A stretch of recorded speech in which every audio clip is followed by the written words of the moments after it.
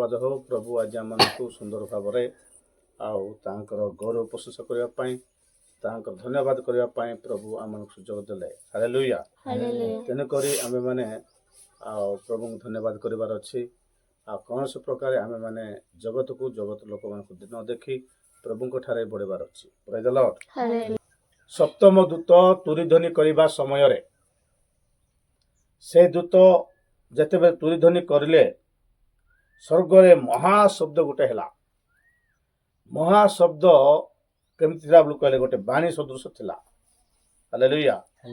କଣ ସେ ବାଣୀ କଣ କହିଲା ବୋଲି କହିଲେ ମହାଶବ୍ଦ ସହିତ ଏହି ବାଣୀ ହେଲା କଣ ସେଟା ବୋଲି କହିଲେ ଜଗତ ଉପରେ ରାଜତ୍ୱ ଆମମାନଙ୍କ ପ୍ରଭୁଙ୍କର ଓ ତାହାଙ୍କ ଖ୍ରୀଷ୍ଟଙ୍କର ହସ୍ତଗତ ହୋଇଅଛି ଆଉ ସେ ଯୁଗେ ଯୁଗେ ରାଜତ୍ୱ କରିବେ। ହାଲେଲୁୟା।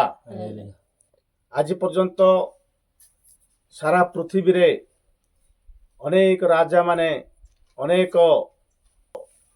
ରାଜାମାନେ ବଡ଼ ବଡ଼ ଶକ୍ତି ଗୁଡ଼ାକ ଏ ପୃଥିବୀକୁ ରାଜତ୍ୱ କରିଥିଲେ। ତହିଁ ମଧ୍ୟରୁ ନବୁକଦ୍ନେସର ବୋଲି ଗୋଟେ ରାଜା ଆଉ ପାର ରାଜା ରୋଗ ଯାକ ଆସିବ ପୃଥିବୀରେ, ଯୁଦ୍ଧ ଯାକ ହେବ, ଘରେ ଘରେ ଯୁଦ୍ଧ, ମଣ୍ଡଳୀରେ ଯୁଦ୍ଧ, ଗ୍ରାମର ଯୁଦ୍ଧ, ଭୟଙ୍କର ସମସ୍ୟା ଆସିବା ସମୟରେ ପ୍ରଭୁ ଯୀଶୁ ଖ୍ରୀଷ୍ଟ ମହାଶକ୍ତି ଗ୍ରହଣ କରିବେ। ହାଲେଲୁୟା। ପ୍ରଭୁ ଯୀଶୁ ଖ୍ରୀଷ୍ଟ ସ୍ୱର୍ଗ ରାଜ୍ୟରୁ ତାହାଙ୍କ ପିତାଙ୍କ କୋଳରୁ ସେ ରାଜତ୍ୱ ଗ୍ରହଣ କରିବା ପାଇଁ ଏହି ପୃଥିବୀରେ 1000 ବର୍ଷ ଶାନ୍ତି ରାଜ୍ୟ ସ୍ଥାପନ କରିବା ପାଇଁ ତାଙ୍କର ଲୋକମାନଙ୍କୁ ଗ୍ରହଣ କରିବା ପାଇଁ ସେ ସ୍ୱର୍ଗରୁ ସପ୍ତମ ଦୂତ ତୁରିଧ୍ୱନି କରିବା ସମୟରେ ସେ ସ୍ୱର୍ଗରୁ ମଧ୍ୟାକାଶକୁ ଅବତରଣ କରିବେ। ହାଲେଲୁୟା। ସେତେବେଳେ କୋଟି କୋଟି ଦୂତମାନେ ତାଙ୍କ ସହିତ ଆସିବେ। ଯେତେବେଳେ ପ୍ରଭୁ ଯୀଶୁ ଖ୍ରୀଷ୍ଟ ପ୍ରକାଶିତ ବାକ୍ୟ 11 ପର୍ବ ତାର 15 ପଦରେ ରାଜତ୍ୱ ଗ୍ରହଣ କରୁଛନ୍ତି। ହାଲେଲୁୟା। ପୃଥିବୀର ରାଜତ୍ୱ ଗ୍ରହଣ କରୁଛନ୍ତି। ରାଜ୍ୟ ସେ ରାଜାମାନଙ୍କ ରାଜା ପ୍ରଭୁମାନଙ୍କ ପ୍ରଭୁ ମହାପରମେଶ୍ୱର ସେ ସର୍ବଶକ୍ତିମାନ ଈଶ୍ୱର ସେ ଜଗତ ଉପରେ ରାଜତ୍ୱ ଆମମାନଙ୍କର ପ୍ରଭୁ ଓ ତାହାଙ୍କ ଖ୍ରୀଷ୍ଟଙ୍କର ହସ୍ତଗତ ହୋଇଅଛି। ପ୍ରେଜ୍ ଦ ଲର୍ଡ। ସାରା ପୃଥିବୀର ରାଜାମାନଙ୍କୁ ଭଣ୍ଡ ଖ୍ରୀଷ୍ଟ ତାର ଅଧୀନରେ ରଖିବା ବେଳକୁ ସେ ସମସ୍ତଙ୍କୁ ବିନାଶ କରିଦେଇକି ପ୍ରଭୁ ଯୀଶୁ ଖ୍ରୀଷ୍ଟ ସାରା ପୃଥିବୀକୁ ରାଜା ହେବେ। ହାଲେଲୁୟା। ସେ ଯେତେବେଳେ ରାଜା ହେବେ ଅପୋଜିଟ ପାର୍ଟି ନଥିବ, ଆଉ ଅଲଗା ରାଜା ନଥିବ, ଆଉ କୌଣସି ରାଜା ଏ ପୃଥିବୀରେ ନଥିବ।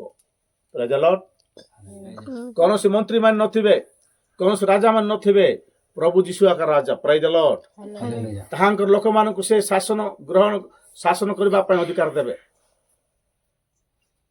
ପ୍ରଭୁ ଯୀଶୁ ଖ୍ରୀଷ୍ଟ ଯେତେବେଳେ ରାଜତ୍ୱ ଗ୍ରହଣ କରିବେ এই ସାରା ପୃଥିବୀରେ ରାଜା ହେବେ। ସେତେବେଳେ ଶାନ୍ତି ରାଜା ହବ। ପ୍ରେଜ୍ ଦ ଲର୍ଡ। ଶାନ୍ତି ରାଜ୍ୟ ହେବ। ସେତେବେଳେ ଶାନ୍ତି ରାଜ୍ୟରେ ଶାନ୍ତି ରାଜା ରହିବେ। ସେ ହେଉଛନ୍ତି ଯୀଶୁ ରାଜା। ହାଲେଲୁୟା। ଥାଉ ଚାଲୁଥାଉ। ସେ ହେଉଛନ୍ତି ଯୀଶୁ ରାଜା। ସେ ପ୍ରଭୁ କେଡ଼େ ମହାନ ପରମେଶ୍ୱର। ସେ ସମସ୍ତଙ୍କୁ ପ୍ରେମ କରନ୍ତି। ସେ ସମସ୍ତଙ୍କୁ ଶାନ୍ତି ଦିଅନ୍ତି ଏ ପୃଥିବୀରେ। ହାଲେଲୁୟା। ଏ ପୃଥିବୀର ଅଧର୍ମଚାରୀ ମାନେ ନଥିବେ। ସେଠି ଲେଖା ହେଇଛି, ସେଠି କଣ ଲେଖା ହେଇଛି ଦେଖନ୍ତୁ, ସେ 11:18 ବିଜାତି ମାନେ କ୍ରୋଧ ହୋଇଥିଲେ କିନ୍ତୁ ତୁମର କ୍ରୋଧ ଉପସ୍ଥିତ ହେଲା, ପୁଣି ମୃତ୍ୟୁମାନଙ୍କ ବିଚାର କରିବା ସମୟ ଓ ତୁମର ଦାସ ଭାବାଦୀ ମାନଙ୍କୁ ସାଧୁମାନଙ୍କୁ ଓ ତୁମ ନାମରେ ଭୟକାରୀ ସାନ ବଡ଼ ସମସ୍ତଙ୍କୁ ପୁରସ୍କାର ଦେବାର ଆଉ ପୃଥିବୀ ବିନାଶକାରୀ ମାନଙ୍କୁ ବିନାଶ କରିବାର ସମୟ ଉପସ୍ଥିତ ହୋଇଯାଇଛି। ହାଲେଲୁୟା। ପୃଥିବୀକୁ ବିନାଶ କରୁଥିବା ଏଇ ଅନ୍ଧକାର ଶକ୍ତି ମାନଙ୍କର ଶକ୍ତିକୁ ସେଦିନ ପ୍ରଭୁ ବୁଝି ନେବେ। ହାଲେଲୁୟା। এই ଅନ୍ଧକାର ଶକ୍ତି ବିନାଶ ହବ।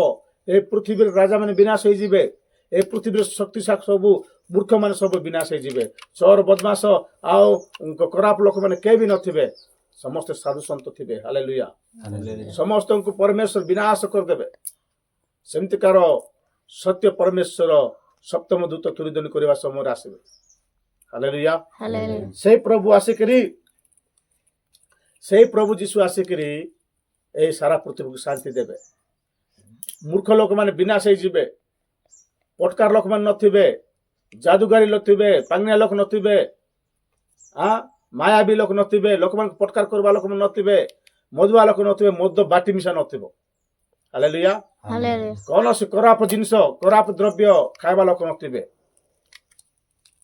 ଯେଉଁମାନେ କୁଟ କପଟ ଅହଙ୍କାରୀ ଲୋକମାନେ ଥିଲେ ସେ ସମସ୍ତ ବିନାଶ ହେଇଯିବେ। ପ୍ରଭୁ ଯୀଶୁ ସେ ସମସ୍ତଙ୍କୁ କଛାଡ଼ି ଦେବେ। ସେ ସମସ୍ତଙ୍କୁ ଦ୍ରାକ୍ଷା ଫଳ ଚକିଟିଲା ପରେ ଚକିଟି ଦେବେ। ସମସ୍ତେ ବିନାଶ ହେଇଯିବେ। ହାଲେଲୁୟା। Hallelujah. ଗୋଟେ ଖରାପ ଲୋକ ନଥିବେ। ସେତେବେଳେ ଗୋଟେ ମହାଶକ୍ତି ଉପସ୍ଥିତ ହବ। ହାଲେଲୁୟା। Hallelujah. ମହାଶକ୍ତିର କାର୍ଯ୍ୟ ହବ। ପ୍ରଭୁ ଯୀଶୁ ହିଁ ସାରା ପୃଥିବୀକୁ ରାଜା ହେବେ। ସେତେବେଳେ 1000 ବର୍ଷ ଶାନ୍ତି ରାଜ୍ୟ ହବ। ପ୍ରେଜ୍ ଦ ଲର୍ଡ। Hallelujah. ସେଇ ପ୍ରକାର ସମୟ ଆସୁଛି ପୃଥିବୀର ବିନାଶକାରୀ ମାନଙ୍କୁ ବିନାଶ କରିବାକୁ ପ୍ରଭୁ ଯୀଶୁ ଖ୍ରୀଷ୍ଟ ଦ୍ୱିତୀୟ ଆଗମନ କରୁଛନ୍ତି। ମୋର ପ୍ରିୟ ଲୋକମାନେ, ହାଲେଲୁୟା। Hallelujah. ସେ ପ୍ରଭୁଙ୍କୁ ତୁମେ ମୁଁ ତ୍ରାଣକର୍ତ୍ତା ଭାବରେ ଗ୍ରହଣ କରିଛୁ। ସେଇ ସତ୍ୟ ପରମେଶ୍ୱରଙ୍କୁ ଆମେ ନିଜର ରକ୍ଷା କରୁଥିବା ଭାବରେ ତ୍ରାଣକର୍ତ୍ତା ଭାବରେ ବିଶ୍ୱାସ କରୁଛୁ। ସେ ପ୍ରଭୁଙ୍କୁ ଆମେ କେବେ ବି ଛାଡ଼ିବା ନାହିଁ।